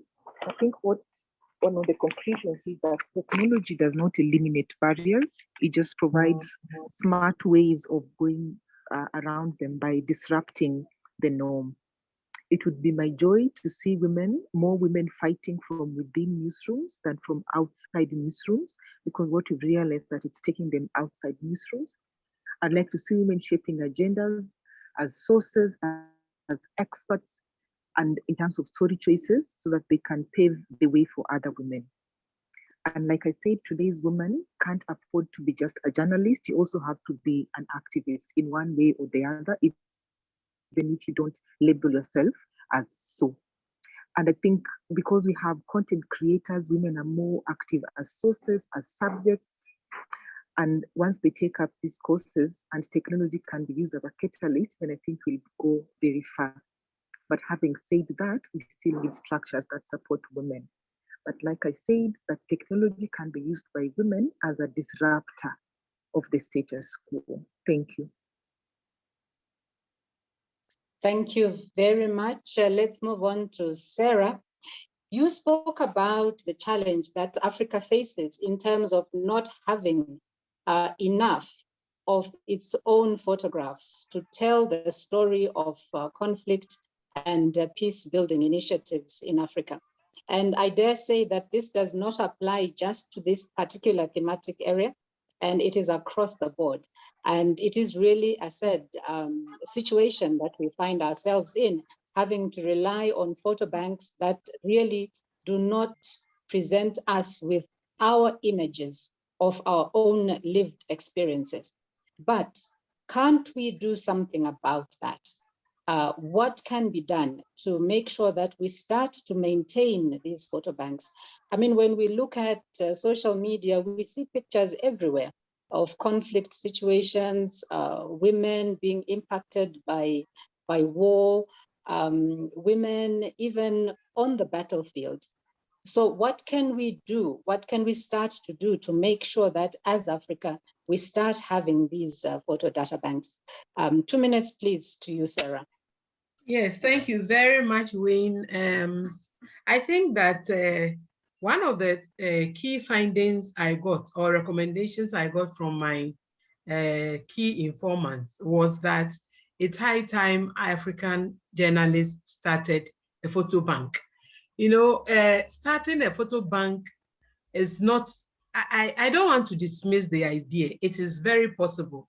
And then we can turn to these pictures, rely on them, instead of the dependency syndrome, relying on photos from other countries to tell stories about Africa and the rest of the world. It has gone on for too long, relying on photos that are not taken by Africans. The whole idea has gone on for too long. But critical issues that we need to consider are the skills of African photojournalists, not only females, but men, the males as well. Photojournalism is a new profession, a relatively new profession that came into Africa. Most women or men did not just took photos just for taking photos' sake, but in terms of photos as journalism stories, as stories that tell particular, as pictures that tell particular stories. Men and women are new entrants to the profession, and they do not have the skills. As I said, a lot of the women also talked about, almost all those I interviewed, except one person, did not even have training on photojournalism. They get into the newsrooms, they get to come, they are given cameras or whatever. Even the cameras are so few for them to take photos. In my own case, while I was working in broadcasting, we had a few cameras that covered only the head of state and key personalities. And I know it is the same across most countries in Africa. So it is possible to have a data bank that tells stories, that take pictures of ourselves and not depend on panel press or photo archives from other countries. But before we do that, we need to equip. I need to start cutting you off there, Sarah. Please just finalize. Yes, we need to develop our own equipment. We need to have the equipment, the modern equipment to be able to do so. Most cameras, most photo equipment that African journalists are using are not in the best of state. All right, thank you very much. So we've been thrown a challenge there to start forming our own photo banks. And this is a really critical issue because, as they say, a picture tells 1,000 words. And if we have pictures that complement our stories, we will be able to tell those stories more effectively and using be less wordy in our storytelling. So thank you very much for that recommendation. Let's move on to BC, and BC spoke to us on the lived experiences of female journalists covering migration in Africa. So what is the relevance of these lived experiences of women labor migration journalists to economic growth for countries in Africa? 2 minutes, please, BC. Okay, thank you. Like I said earlier in my presentation, that women contribute to a great percentage to economic growth in Africa. If these stories are well presented in the mediums, in the newspapers and the TVs and all other, even our online social media presentations, it will go a long way to improve the economy of the country, as labor rights will be improved on the long run because the media sets the agenda and also frames the story the way the audience should take it. All right. I hope I answered. Yes, thank you very much, BC. Let's ask Moky Makura. Moky, you spoke about the way Africa covers Africa.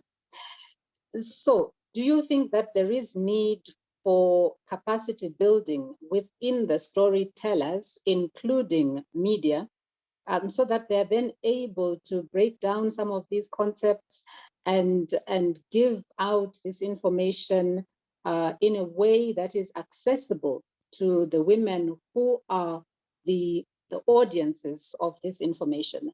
Do you think that there is need for some capacity building, and if so, in what way? 2 minutes, please. Yeah, absolutely. Thank you for the question. I do think there's a need for capacity building. I think we clearly identify that the journalists are leaving journalism school in Africa with a skill set that allows them to write hard news and to write stories that are right in front of them. But often the stories that define us, the stories that make us human, are not right in front of us, and you have to go and find them. So we realize that a lot of journalists don't know or haven't had a lot of practice, let me put it that way, with writing feature type stories, narrative stories, that just soft news. So that's one of the things we've done, is we've actually just given a grant to the Thompson Foundation to develop a storytelling course for us. It's how to find those unique different stories.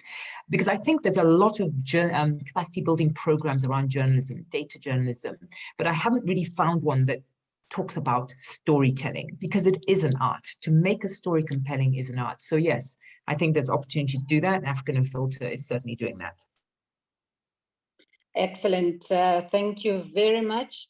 Lindiwe, you gave us information on the different development frameworks and focused on the work that the African Union and other development partners are engaged in, as well as the role of the media in that space.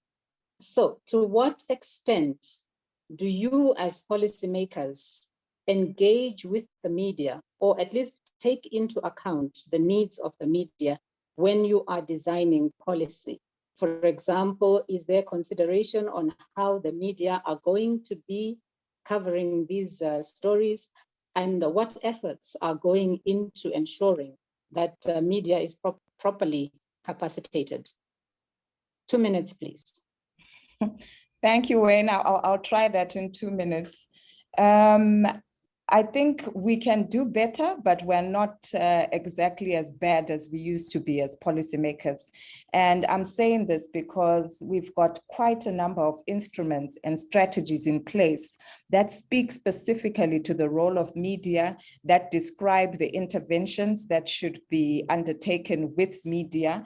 And we also have initiatives in place at the policymakers level to ensure that we're providing the necessary financial resources, because it's a reality that you can't tell a story if you don't own, some means of communication. And here I'm talking about grants for storytelling, grants for purchasing the appropriate technologies, grants to get the correct skills at tertiary level, even at secondary level, at different levels, really. So we're trying to provide the necessary infrastructure so that media can help us to achieve some of the aspirations of our work.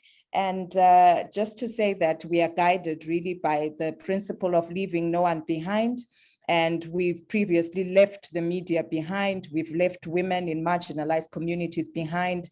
And we're trying to make sure that that doesn't continue to happen. And we provide the necessary capacity for media to be able to tell the African story.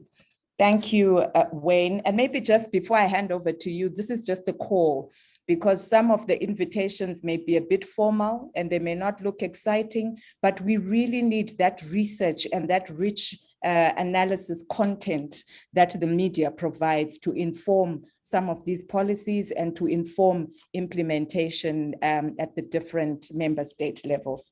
Thanks, Wayne. All right, thank you very much, Lindy. Well, let's go to comments that are coming from our colleagues who are online. There is Christine Mitchell, and she says African dependency syndrome. This is on point. Major African media houses depend on Western images, which I feel do not tell our stories very well.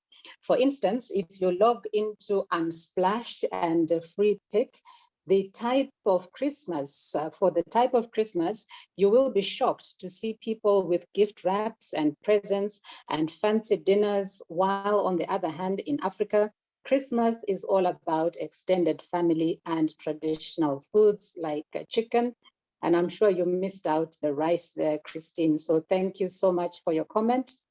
We have a question that has come through from, let me just see.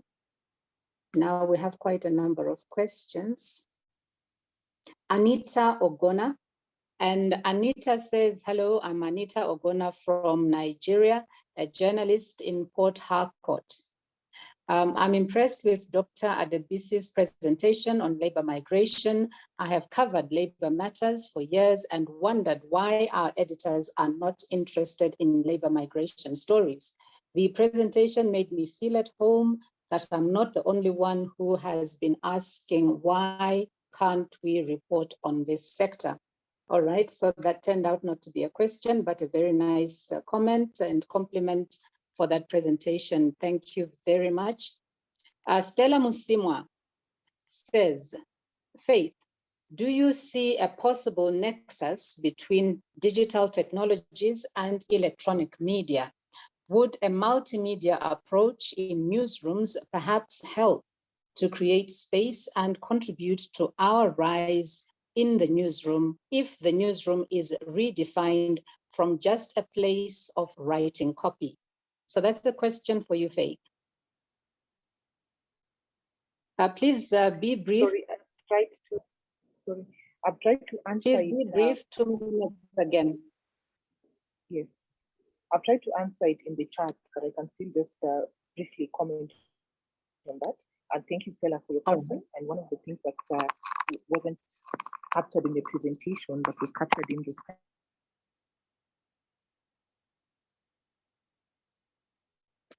study was that a newsroom can't afford to describe themselves using just one medium. Like, for example, like a print journalist or a broadcast journalist, they do themselves a great disservice. A lot of newsrooms, including my own newsrooms, are sort of gearing themselves to define themselves as digital first newsrooms. And what it means, of course, is that multimedia has a big element that is going to affect that. So any journalist who wants to rise in the newsroom of today, it means that you cannot afford to have just one skill, that you need to keep learning, to keep upskilling, and so on and so forth. And AWI is doing a good job in that, in terms of equipping and skilling women journalists with data journalism skills, with mobile storytelling skills, and so on and so forth. Because those are the skills that will make the woman in the newsroom primed for a promotion, for a rise to the very top. All right, thank you very much, Faith. We have another question, and I think this one is for Sarah, and it's coming from Mercy Mupavayenda. And Mercy says, I think journalism education is not exempt from the needs. No, that's not the one I wanted to take. Let me just see. All right. All right, let me take the comment from Mercy. I think journalism education is not exempt from the needs of a decolonized education. Colonialism informed harmful perceptions on race, gender, ethnicity, and we see this acutely in xenophobic attacks between Africans, for example. We can't speak or report well of ourselves if we don't love ourselves. So that's a comment from Mercy Mupavayenda. Then we have another one coming from Chipo B. Mariam. And Chipo Brenda Mariam from Uganda TV, BTM TV, says what needs to be done to keep and sustain women journalists in the media fraternity. It is occupied by males, no senior female journalists in the departments. So perhaps I'll give that to Moky, who spoke generally about how Africa is covering Africa. Hi, thanks. But the question was around gender, about women in newsrooms, right? Yes, she's saying that what can we do to make sure that to sustain women journalists? And she says the fraternity is occupied by males and there are no senior female journalists in the newsrooms. Yeah, interesting. Well, I mean, I can tell you from our perspective in that when we've been reaching out to editors, and I remember sending about 60 or 70 different emails to editors or people senior within newsrooms, and they were always men. I don't know how to sustain it because I think there is an element of patriarchy still in the sort of the whole sector. But what I do think now is that there is a generation of young content creators, mobile journalists that are coming out.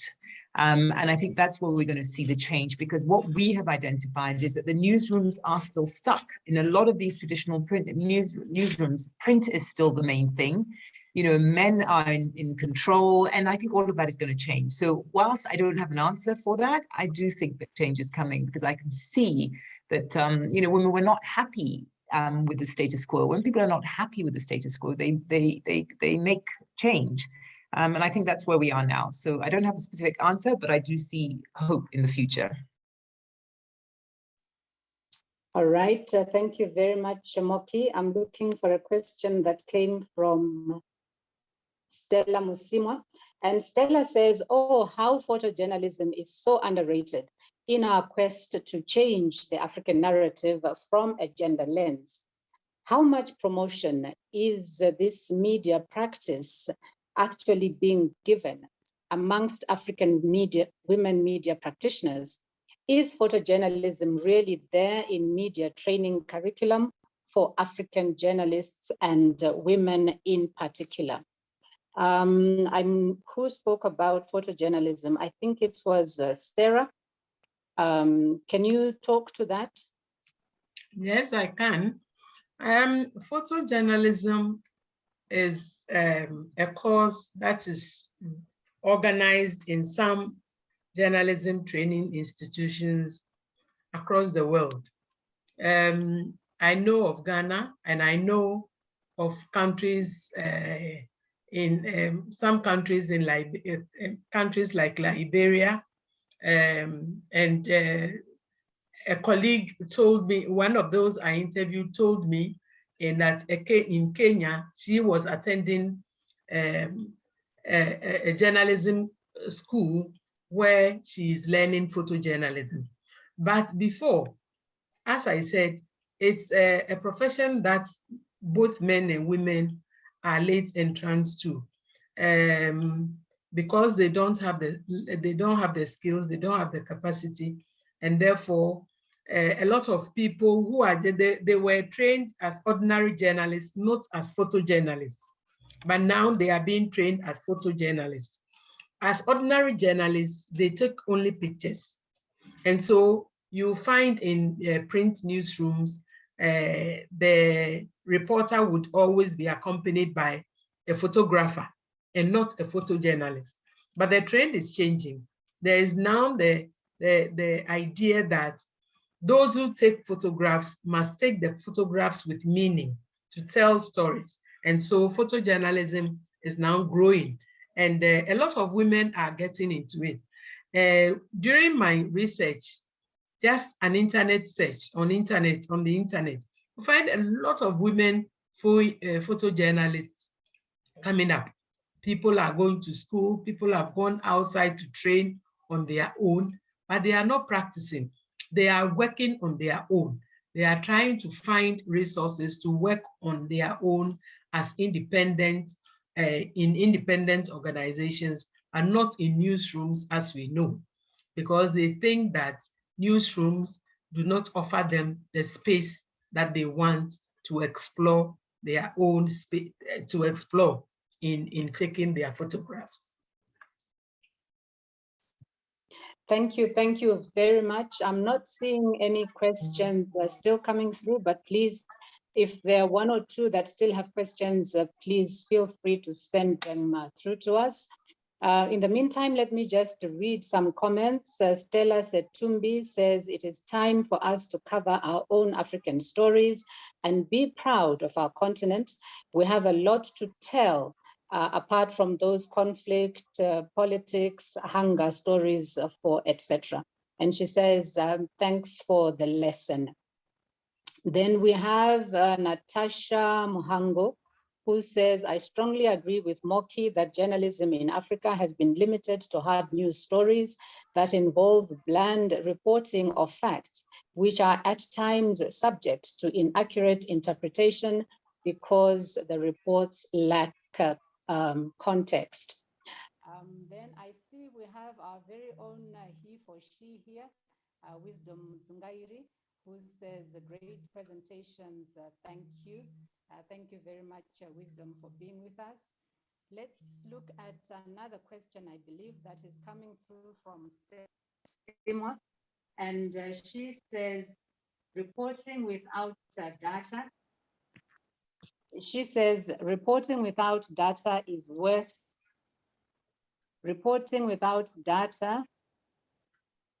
Anyway, I think the essence is that she says we should be reporting with data. And she says, what can we do about this challenge of lack of data in our reporting? Perhaps let me give that to Lindiwe in terms of providing data to journalists who want to cover our stories. Thanks, Wynne. And I just noticed she's talking about labor migration, but it's okay, I'll speak generally. I think it's time for our media to engage as a technical partner. And the data that's out there is the data that's been requested, because I know that different statistical offices have user-producer dialogues. So it's really important for the media to also be sitting in those platforms and to highlight the gaps in the data that's currently available. I know that, and I'm not sure to what extent colleagues on this platform have sat even before we go into the census, even before we go into household surveys, before we go into surveys like the multiple indicator cluster survey, the mix, which is conducted in most countries. We go through child labor surveys. So there's quite a few surveys that are run by the different statistical offices. And to what extent is the media involved in, designing those survey tools, in, tabling their requests for the type of data that they wish to be collected. And maybe I can also say here that at the AU, we're trying to make this easier for the different colleagues by launching a gender observatory, which is a data repository for the different thematic areas, particularly with respect to gender and violence against women. So I'm sure those repositories exist in the different institutions, and it's important for the media to also plug in to those platforms and plug into those different observatories or the institutions that provide that data. So I think generally that's how I can respond, and maybe my other colleague can go into the specifics on labor migration. Thanks, Wayne. Thank you very much, Lindiwe.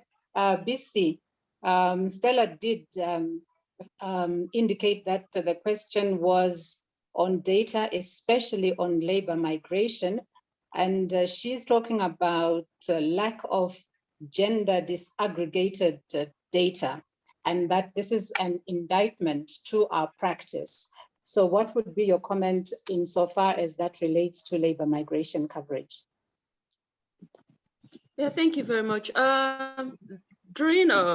was one of my discoveries during the research. It's generally, I don't know if it's also, I think it's also applicable in most African countries. We actually are poor in the area of gathering and storing data. And this is actually a huge challenge for journalists when it comes to covering beats, particularly for, not just from labor migration, a whole lot of beats. And it's something that we need to pick up and strengthen. Okay, thank you so much, Bisi, for that. Let me take the final batch of comments before we go into our closing session. So Ni Solanke says, in fact, this is a question. Why is Africa synonymous with abject poverty from the perception of the Western world? I don't know which of our panelists would want to take that. Why is Africa synonymous with abject poverty? Yes, Bisi. Let me take that. Like I said during my presentation, the media actually sets the agenda. We set the agenda, we also frame what it is we want the audience, what we want people to know about us. So the perception of Africa depends on the way the media frames it. It depends on how they actually set the agenda to go out. How do we construct our stories? How do we frame our narratives? There was some years back, I was in the US, and someone actually asked me if we still climb trees in Africa. And and as a joke, I just said, oh yeah, we even play with the lions. We talk with the lions. I had to just make that as a joke. And it's because of the way we are presented out there. And it's something that thank God we have the social media, we have the new media now, we have the social media, we have internet. We can actually work on reframing, changing the narratives for Africa as a whole. Thank you. All right. Okay, no, thank you so much. So the challenge there is for us to up our game in terms of telling our own stories. And giving the narrative that we feel is an objective presentation of the African continent. So thank you very much. Just a few more comments and then we'll wrap up. Oyinichi Nwaolikpe says, we know about countries and form opinions about them from media news stories. And I think that was in response to the question posed by Moky earlier. And Anita Adidu says, I've been to Togo beside Nigeria, which is my home country, and my opinion is formed by the media. And Stella Setumbi says, most of the time we are covering conflict, poverty, diseases, etc. Eniola says, I've also been to Ethiopia in passing. Omolola Olarinde says, my opinion is formed by the media, but also from articles or from people from other countries that I interact with, either because they are colleagues or they are co-participants at a conference, etc. So we've had many, many comments. Someone says, I've been to Ghana, Togo, and so on. So a lot of these responses are in response to the question posed by Moky when she said, how many countries have you been to? So colleagues, let me thank you very much. This has been a very fruitful 2.25 hours that we've spent together. I think that this session has been really, truly inspirational, educational, informative, challenging, and exciting.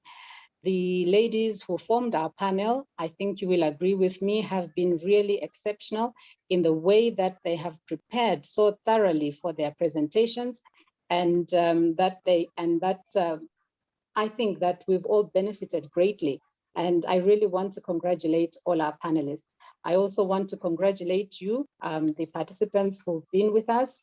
At some point along the way, we had up to 75 participants. So that is really great. And thank you so much. At the outset, we wanted to achieve two things. The first one was to have insights on how development agencies can improve engagement with media.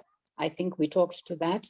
And then the second one was for us to have shared knowledge about the lived experiences of female journalists covering development issues across Africa.